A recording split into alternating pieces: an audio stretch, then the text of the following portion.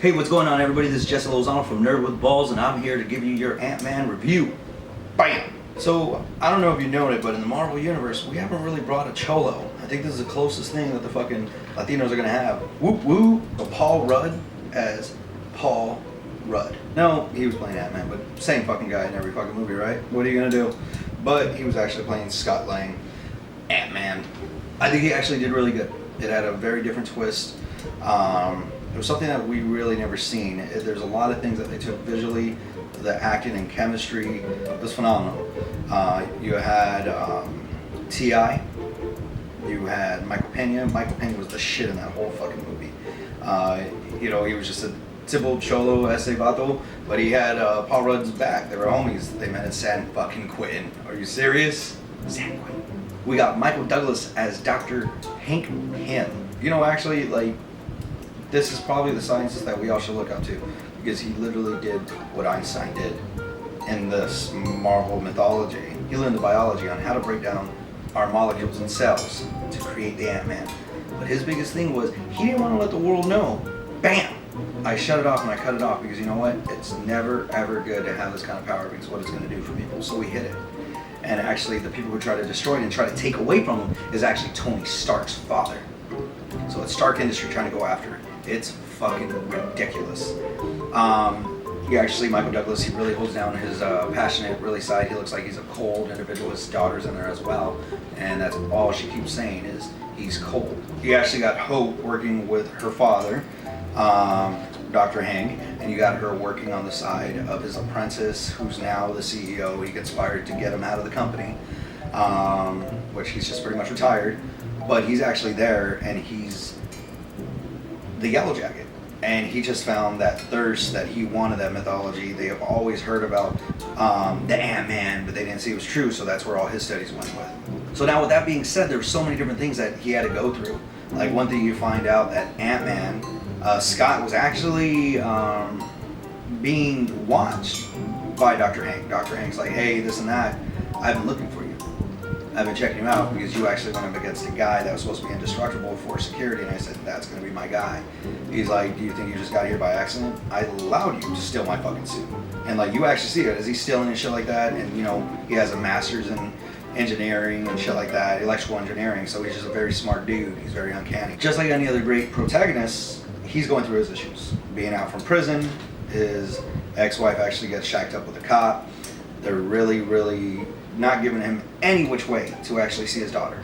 So his goal is, I'm out of the game, I'm not a burglar, because everything he does is non-violent. So he sits here and he's like, okay, cool, I'm out of the game, I don't want any of this because I want to be there with my daughter. So it's like, holy fuck, I know I'm good at what I gotta do and I gotta see what I gotta do. So I can't do this to my daughter anymore. I'm gonna go out there, he tries to work at Baskin Robbins and fucking shit like that, and they fucking kick him out. Like, nope.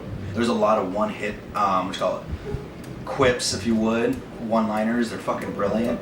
It's a different way. He actually goes up against an Avenger and whoops his ass.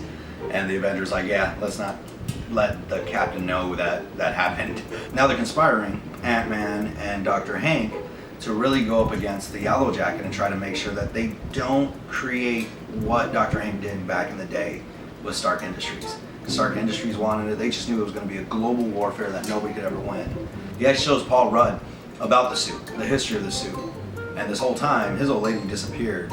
His daughter Hope was like, why the fuck did my mom leave? And why was I alone? Why were you just so obsessed? You threw me off to boarding school, this and that. And the father was like, I actually went to go look in the quantum realm. He actually tells her why his mother had an issue. Well, they went on a mission together. And her name was Wasp. Who would have known, right? She actually went to the quantum realm to go even smaller than the ants to protect them. And once you go there, there's no coming back. You just keep going and going and going and going in time. So that's what he did. So when he took his daughter off to the 10 years into her boarding school, it wasn't like, hey, fuck you, I hate you. No, I need to love you. I need to protect you. I also need to find my wife. So he studied and just realized that there's some things that we are not allowed to understand right here, right now, in this present day. So now she gets her closure, everything's great. And you look at him and he looks at Scott, he's like, I want you to have what I don't have. I want you to keep your daughter to look at you like the hero that I know you can be. That she looks at you like you're the hero that she's always needed, always wanted. So I lost at my daughter. I don't want you to lose that because I think there's a great person in you. Paul Rudd's like, cool, or aka Scott, he's like, cool, what do you want me to do? I'll do anything. If you're gonna help me keep my daughter and keep her safe, I'm for it. He's like, yeah, I need you to steal some shit. He's like, oh shit. So he actually goes and he steals quite a few different things, and then he realizes, like, you know, his abilities, and he learns how to actually talk with ants, how to communicate with them, how to work with them in courtship. It's not just one way, no, they all work together. Scott's best friend, or one of his closest friends he really becomes to, is his aunt. That's actually like his horse. He calls him Anthony. So that's his homie. Well, actually, Yellow Jacket fucking kills him. He's shooting at all of them, and then fucking Paul Rudd's just riding his homie, and boom, you see the fucking bullet destroy him, and Paul Rudd's like, what the fuck?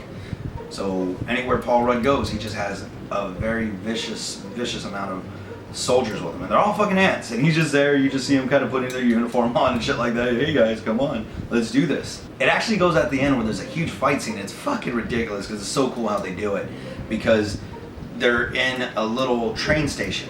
It's a kid's train station, so you see them in their world. It's this huge fucking fires and fights. They're grabbing trains, this and that, but then you show it actually from the live scale. It's just like a little toy falling, just a little pointless shit. Like if you saw it, you'd just be like, whatever. Actually, at the end, he tries to protect his daughter because Yellow Jacket's trying to use her to go up against him. He actually goes into that quantum realm, and you know, he says, I love you, Chelsea. Well, there's a few things that Dr. Hank gave him. One is there's not weapons or anything like that. They're little like throwing stars that aren't lethal. They can make you big or small. So he's throwing them around.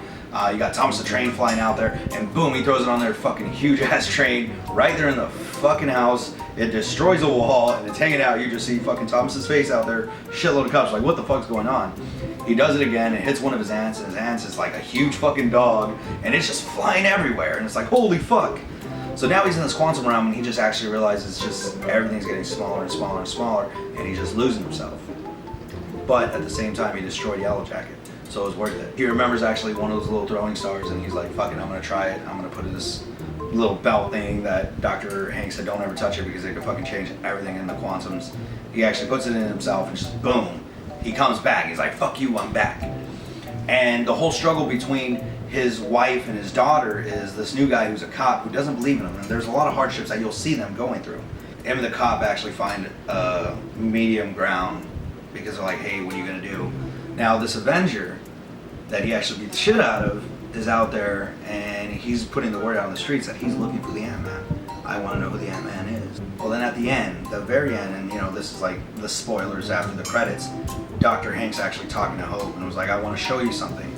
This is something me and your mother were working on, and you actually see a woman wasp outfit. He's like, I think it's time that we finished it. My hardest thing was ever to lose you, and I couldn't do that. I already lost your mother. But I think it's time that you wear it now. So where are we gonna go with this? What is Ant-Man doing? Ant-Man, I thought it was pretty powerful. It's a different twist, it's a different world, but it's funny, it's enjoyable, it's a nerd fucking on. So go out there, check it out, let everybody know Paul Rudd's a fucking vato. On top of that, this is the first Marvel that you ever see with a lot of Mexicans, so fuck you, Donald Trump. So go out there, get your family, your friends, check it out. This is Jesse Lozano from Nerd with Balls, and I'm signing out. Peace!